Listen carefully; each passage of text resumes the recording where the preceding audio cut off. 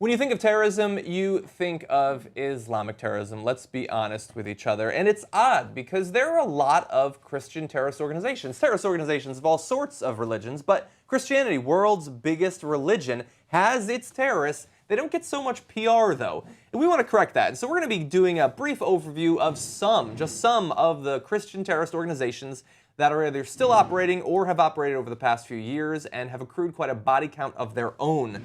This information, by the way, I want to credit him, was put together by Alex Henderson of Alternet, who did a great job of briefly summarizing a number of different Christian terrorist organizations. We're going to talk about three. The first is the Army of God, a network of violent Christians that has been active since the early 1980s. The Army of God openly promotes killing abortion providers, has included multiple convicted terrorists and murders amongst its ranks, and advocates for the killing of homosexuals. Now, this is especially relevant in the American context because we have people like Eric Rudolph, John Salvi, we have a number of people that have made news, the killer of George Tiller, who were members of that organization. Killed him in church. Went into a church to kill him in front of other people worshiping Jesus, the Prince of Peace. They went in and killed him, because that's what Jesus would want you to do. Yeah. He's so focused on peace that we need to take care of the killing for him. Yes. He'll never get around to doing it. He's too busy helping people. He doesn't have time to kill any. Yeah. Who is he going to unmaim if we don't maim people, I suppose? The guy who wiped out the whole population of the earth with a flood just couldn't handle one doctor in Kansas. He needed... He needed assistance. He needed a hand like Vader. Okay, the second is the Eastern Lightning, which, by the way, that's a pretty badass name. Also known as the Church of the Almighty God or the Church of the Gospel's Kingdom. It is a Christianist cult with an end-time apocalyptic focus. This is off in China, by the way. Eastern Lightning believes that the world is coming to an end, and in the meantime, its duty is to slay as many demons as possible. That is not metaphorical. They identify people that they see as being demons and beat or even kill them. And historically, they have killed a number of different people in that context, also Christians. The second one is the Lord's Resistance Army. You might have actually heard of this one thanks to the Kony campaign. Founded by Joseph Kony in Uganda in 1987. It's called for the establishment of a Christian fundamentalist government in Uganda. The LRA, according to Human Rights Watch, has committed thousands of killings and kidnappings. Now, thousands? Yes. Thousands? Thousands. Thousands? That's a lot. How many people died in 9/11? Thousands. Thousands. Oh, okay. Thousands. So that was a Muslim fundamentalist terrorism. And this is Christian fundamental terrorism. And how many did they kill? Thousands. Also killed thousands. Yes. Still, Muslims are worse. Not the same. I still think the Muslims are worse. You know why? Why is that? Because I don't know any. I don't know any. I don't know what they're like, but they seem... Don't like them. I've met Cenk's dad. He still seems very scary to me. Exactly, yes. I'll be in a room with him, but not with my back turned. No. You watch out. He's going to cut your head off. Exactly. And the scary thing is that we have this thing in this country where it doesn't matter if you're from Africa or if your ancestry's from Africa and you say that you're a Christian, nope, I get to declare that you're a Muslim. For some reason. Yes. You can't be a Christian and come from Africa specifically. I'm referring to both Kony and Obama in the same sentence, which is probably going to put me in some trouble. So look, this is just three. There are many. Obviously, some much larger than others, some that have committed more acts of terror and murder than others, obviously. And yet, you don't hear about these. And even when an individual who might associate with one of these groups, like with Army of God, we've had numerous instances of domestic terrorists coming from that organization in America over the past 2 decades, you don't hear about their affiliation with these groups. And if somebody talks about it in the news, then it's being anti-conservative, it's being biased against conservatives or against Christianity. I mean, that's interesting. Didn't you do a story, didn't TYT do a story recently that some of the people we've trained to fight ISIS in Iraq are doing exactly the same kind of, they're cutting people's heads off and putting them on their tanks and stuff like that? Right? They're on our side. They're on our side. Yes. Doing the same thing. Didn't get as much press in America. No. You know why? I don't know any Muslims. Don't know them. Don't trust them. I don't know how I go like them. I don't trust them about that. It's the whoever the military-industrial complex needs to have as a boogeyman. Yeah. So we spend way more money fighting something that doesn't have any These guys don't even have a fucking plane. And we're sending soldiers and billions of dollars to fight them in the Middle East. Do they have a jet, John? Does ISIS have a jet? They physically have jets. I don't know that they can actually operate them. Okay. But they did capture some. Maybe they captured a few jets. Yeah. I mean, it's ridiculous. This is nothing more. Right. So what we're doing here is showing there's a lot of Christian fundamentalist maniac terrorists, right?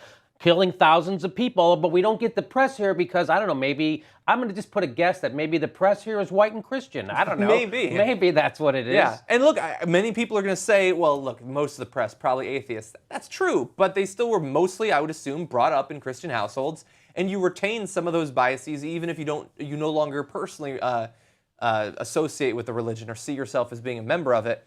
And I wonder if it's going to change. Like, you had, in the years before 9/11, you did have acts of Islamic terrorism. And I think that it was very easy in the media, even then, before 9/11, to demonize Muslims. You saw a period in Hollywood where they were the villains. It went from Russians. It went from Russians exactly. to because then we became Islamic friendly with Russians. Yeah. We got to find another bad guy. We found him. Let's go back to Russians, I think. We found him. It was Russians, but then they were fighting against the Russians. They were our pals during the 80s. And then as soon as we became pals with the Russians, turns out we don't fucking like you guys anymore. Yeah. We're gonna have to go give us all those weapons back. We don't want to give them back. All right, we'll just kill you. Yeah. And that's exactly what we're doing. How do you know they have those weapons? We looked at the receipt. Do you see it changing? I mean, I wonder. No.